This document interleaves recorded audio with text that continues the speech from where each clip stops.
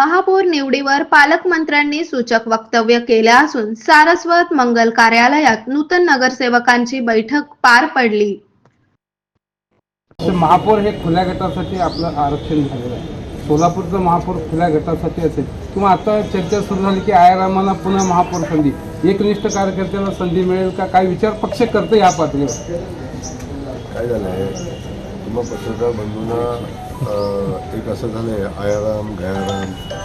आता आपण एक गोष्ट लक्षात घेतली पाहिजे, जेव्हा भारतीय जनता पक्षाचं सदस्यत्व स्वीकारलं, भारतीय जनता पक्षाची उमेदवारी स्वीकारली, भारतीय जनता पक्षाच्या तिकीटावर निवडून आला, तर अशा लोकांच्याबद्दल थोडं अडबीने बोललं पाहिजे। आपण प्रत्येक वेळी आपण अशा पद्धतीची भाषा वापरणं योग्य नाही। तर माझी आपल्याला विनंती आहे की आपण सगळ्यांनी एक भाजप म्हणून आता काम केलं पाहिजे आणि आपण सुद्धा प्रश्न विचारताना थोडंसं